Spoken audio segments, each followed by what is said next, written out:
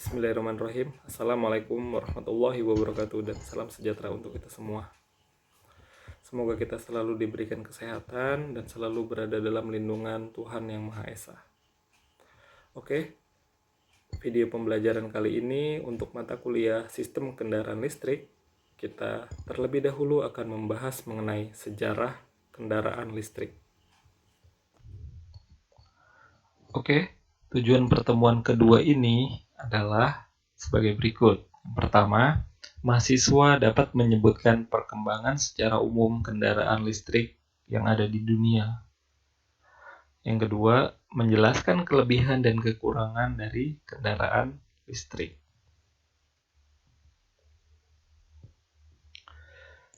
Oke, jadi sebelum kita mempelajari sistem kendaraan listrik terkait dengan motor, sistem elektrikalnya, kemudian hingga ke baterai, dan mungkin nanti akan kita bahas terkait dengan sistem hybrid untuk pertemuan hingga nanti pertemuan akhir dari tujuan mata kuliah ini hingga ke pertemuan ke-16 ya. Terlebih dahulu kita mempelajari atau kita mengetahui tentang sejarah dari kendaraan listrik itu sendiri. Pada akhir abad ke-18 terjadi perkembangan kendaraan dari tenaga uap untuk diaplikasikan ke kendaraan beroda 3. Nah, dahulu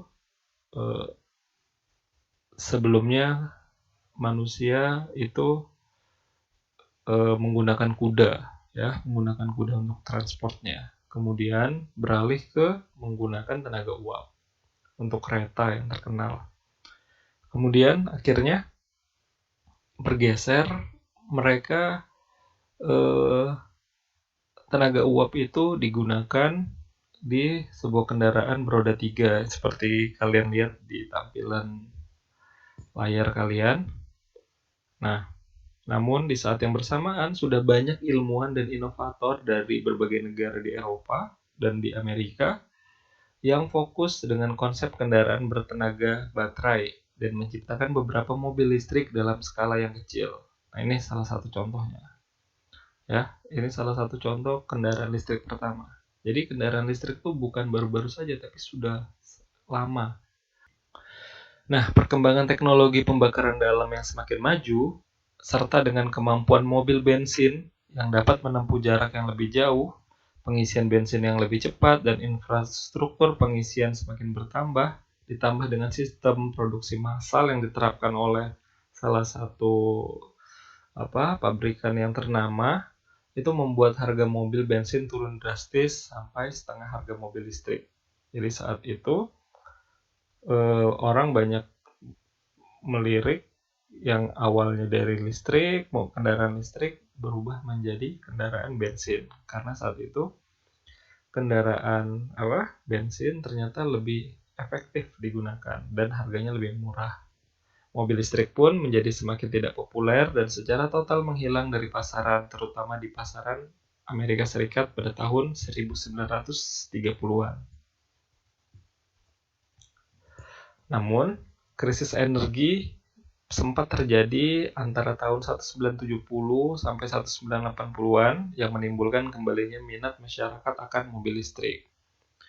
Nah, untuk perkembangannya hingga akhirnya tahun 90-an berbagai produsen mobil di Amerika Serikat mulai membuat mobil yang efisien dalam bahan bakar, rendah emisi sehingga berbagai pabrik membuat mobil listrik mereka masing-masing. Hingga akhirnya berkembang di tahun 2008 itu dari California, dari Amerika Serikat itu memproduksi dari perusahaan Tesla Motor itu memproduksi mobil hybrid. Kemudian ada Mitsubishi yang diluncurkan tahun 2010, kemudian Nissan Leaf yang tahun 2010 juga, dan berkembang hingga saat ini, dan berbagai produsen mobil akhirnya mengeluarkan mobil listrik maupun mobil hybrid. Nah, dalam prosesnya itu ternyata ketika kita membandingkan perbandingan kendaraan listrik dan kendaraan mesin pembakaran, ya, mesin pembakaran dalam atau kita kenal dengan mobil bertenaga bensin maupun bertenaga solar itu, kendaraan listrik pada umumnya lebih mahal daripada mobil bermesin pembakaran dalam. Alasan utamanya adalah mahalnya harga baterai. Jadi baterai itu salah satu kendala besar, ya. Harganya mahal sekali. Di sini para pembeli mobil di Amerika Serikat dan Inggris terlihat tidak mau untuk mengeluarkan uang mereka untuk membeli mobil listrik. Hal ini pun menyebabkan tersendatnya transisi dari mobil bensin ke mobil listrik. Ya, hingga saat ini sebenarnya. Sebuah survei yang dilakukan oleh Nissel untuk Financial Times, dia menunjukkan bahwa 65% orang Amerika dan 76% orang Inggris itu tidak mau mengeluarkan uang, ya, tidak mau mengeluarkan uang untuk membeli mobil listrik yang jauh lebih mahal dibandingkan mobil yang menggunakan bensin. Ya, itu alasan utamanya, karena harganya jauh lebih mahal. Selanjutnya, perbandingan yang lainnya adalah kendaraan listrik itu memiliki harga yang lebih mahal, namun perawatannya jauh lebih murah dibandingkan kendaraan pembakaran dalam atau yang bensin maupun solar. Hal yang paling mengkhawatirkan hanyalah baterai yang memiliki jangka waktu tertentu. Namun perkembangan teknologi saat ini banyak baterai yang bisa bertahan hingga 7 tahun lamanya.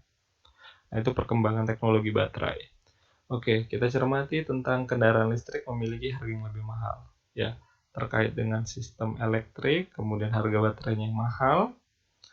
Memang mobil listrik itu lebih mahal dibandingkan mobil menggunakan bensin. Namun dalam proses perawatannya, ternyata kendaraan yang menggunakan listrik jauh lebih murah dalam proses perawatannya dibandingkan kendaraan bensin. Banyak sekali komponen-komponen yang harus diperhatikan, yang harus dirawat, dan biayanya jauh lebih mahal dibandingkan mobil listrik. Oke, perbandingan selanjutnya adalah kendaraan dengan mesin pembakaran dalam dapat dianggap mempunyai jarak tempuh tak terbatas karena bahan bakarnya dapat diisi dengan cepat dan stasiun pengisiannya pun mudah ditemukan. Sedangkan mobil listrik mempunyai jarak maksimum yang jauh lebih rendah bila dibandingkan dengan mobil bermesin pembakaran dalam. Nah, ini sudah jelas ya. Kalian bayangkan, misalnya kalian naik mobil atau naik motor, kemudian yang menggunakan bensin khusus saya, kemudian kalian tiba-tiba mogok, di Indonesia paling gampang, itu beberapa meter ke depan, itu biasanya ada yang jualan bensin botolan. Tinggal kita isi, nyalakan, dan jalan. Nah, berbeda dengan mobil listrik. Mobil listrik, ketika listriknya habis, hanya ada dua pilihan. Dicas dan membutuhkan waktu yang sangat lama, ataupun ganti baterai.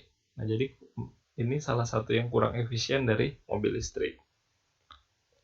Nah, ini yang warna biru ya, kita baca. Selain itu, pengisian baterai pun membutuhkan waktu yang cukup lama. Nah, ini yang saya katakan tadi. Hal ini yang merupakan alasan mengapa para pabrikan otomotif memasarkan mobil listrik sebagai mobil harian yang hanya cocok untuk pemakaian dalam kota saja atau perjalanan jarak pendek untuk pilihan dalam kota. Namun jika digunakan keluar kota, itu sangat tidak efisien karena takut kehabisan baterai. Perbandingan selanjutnya adalah kendaraan listrik menciptakan udara yang lebih bersih karena tidak memproduksi polusi udara seperti yang dihasilkan oleh kendaraan mesin pembakaran dalam yang seperti bensin dan pun solar yang menghasilkan debu, senyawa organik, volatil, hidrokarbon, kemudian karbon monoksida.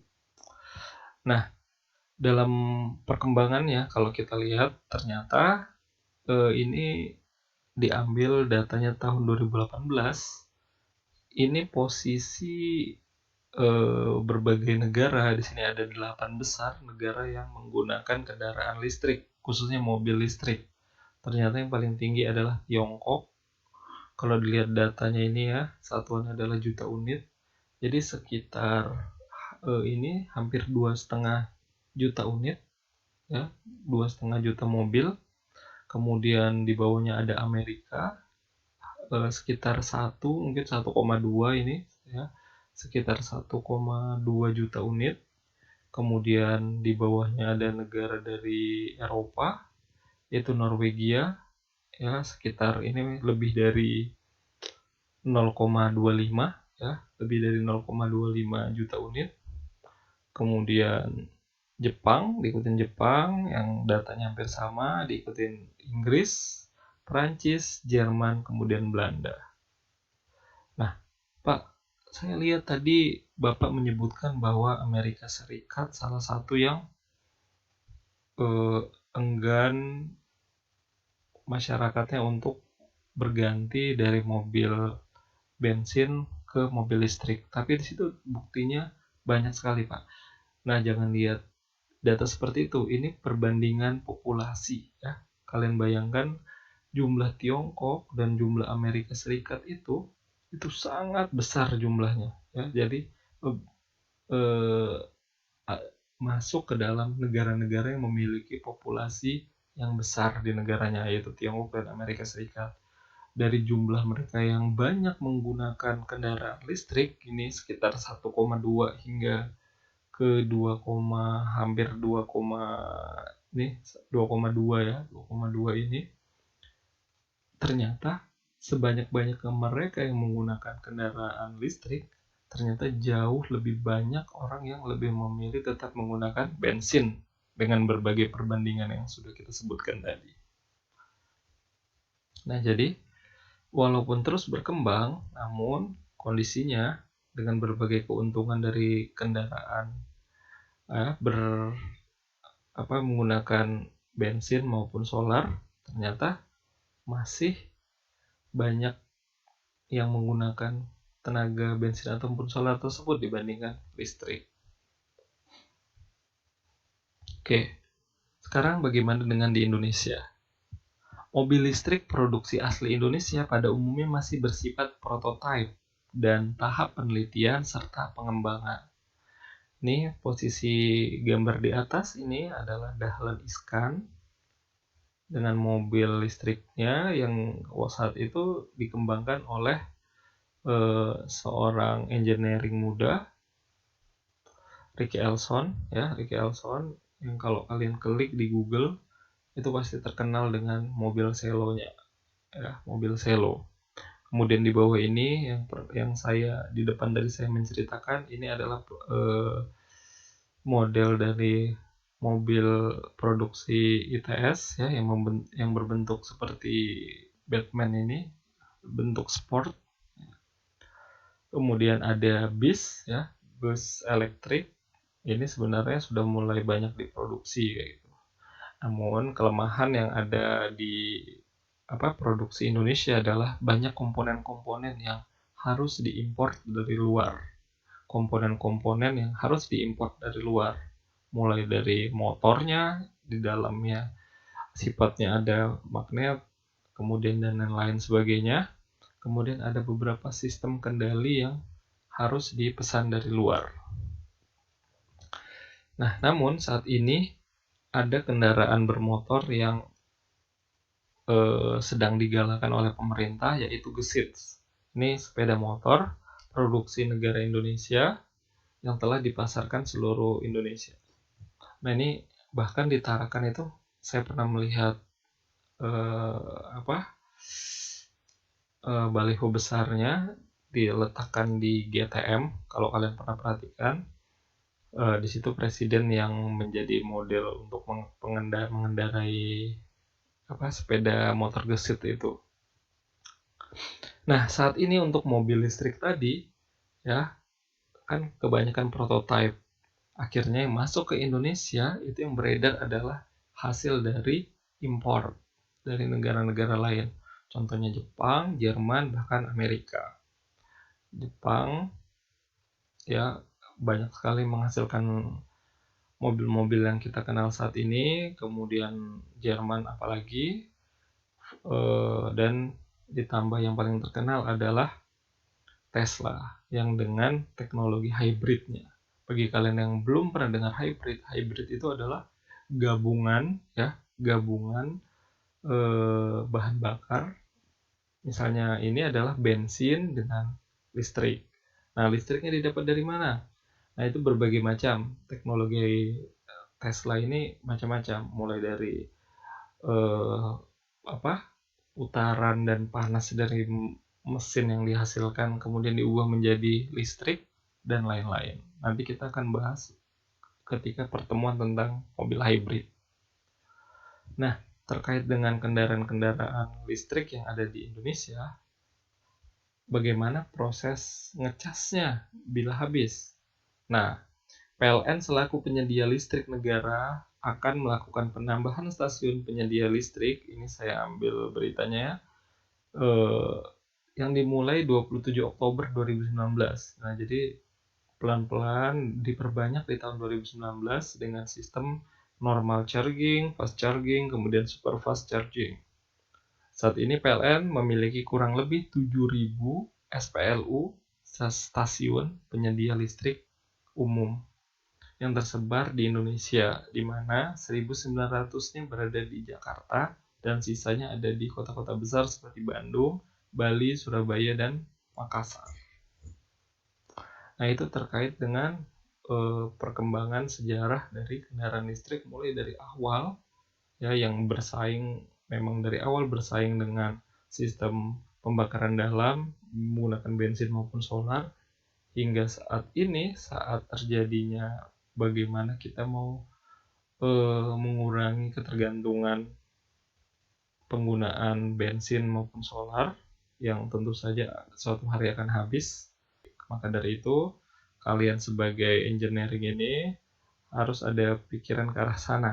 Bagaimana mengembangkan kendaraan yang dari menggunakan energi yang tidak terbarukan menjadi ke energi yang terbarukan. Oke, untuk pertemuan tentang sejarah kendaraan listrik selesai. Untuk pertemuan selanjutnya kita akan membahas jauh lebih spesifik terkait dengan komponen-komponen dari kendaraan listrik. Oke, jika ada yang mau ditanyakan bisa kita diskusikan di grup WhatsApp. Baiklah, kita akhiri. Assalamualaikum warahmatullahi wabarakatuh dan salam sejahtera untuk kita semua.